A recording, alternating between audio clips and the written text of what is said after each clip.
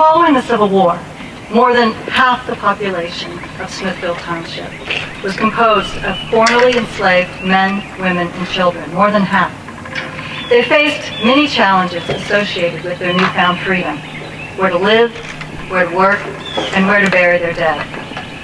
And as sad as they were to lose their loved ones, they were comforted in their grief because for the first time they were able to bury their family members together in family plots. Mourners were able to gather together in broad daylight to bury their dead. They were able to visit their loved ones' graves whenever they wanted, to plant flowers, to pull up weeds, to decorate them with shells, to say a few prayers. And when they visited the graves, they quite naturally brought their children with them. As they tended the graves, they told their children stories of their grandparents and their aunts and their uncles and the lives that they had lived. They told them the stories of the time of slavery and of the time that came after.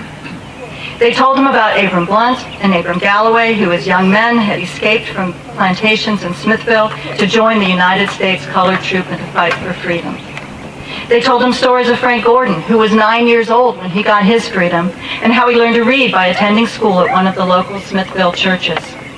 They said that his hunger for an education was so strong that when an educated black man from up north came to Smithville, Frank persuaded him to teach him fractions. Frank paid him 5 cents for every 2 math problems that he demonstrated. And Frank then grew up to become an educator who taught all over Brunswick County for more than 50 years. And they told him the story of Melissa Jackson, who was 14 when the war ended. How she grew up to own hundreds of acres of farmland that she eventually divided among her 10 children. How she became a midwife and delivered many of the babies in Smithville Township, both black and white. How Melissa owned a shrimp boat named Snapshot and had 2 of her grown sons run it.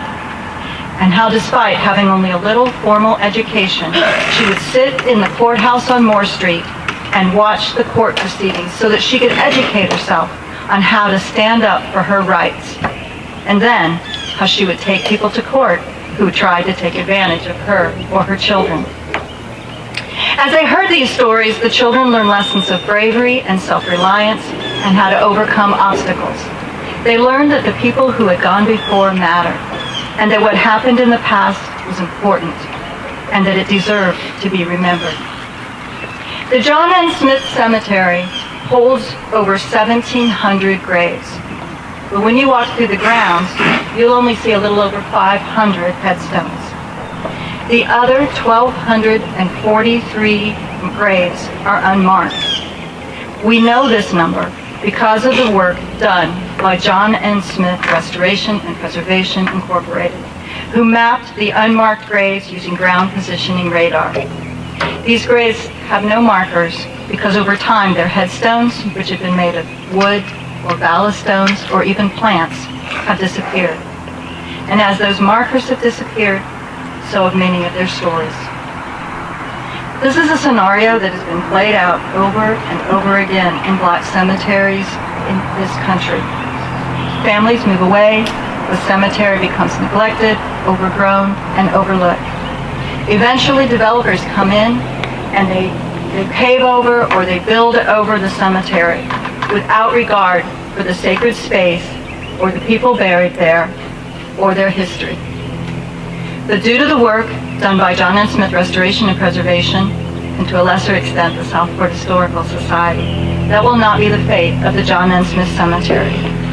It was a lot of work by a lot of people to get the cemetery added to the National Registry of Historic Places. But it was worth it because it ensures that this cemetery will never be overlooked or forgotten.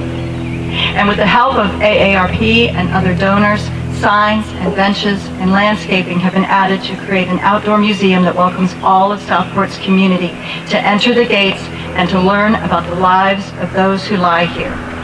The soldiers, the sailors, the farmers, the fishermen, the educators, the business owners, the ministers, the magistrates, the nurses, the midwives, the lifesavers, the policemen, the activists, and the politicians.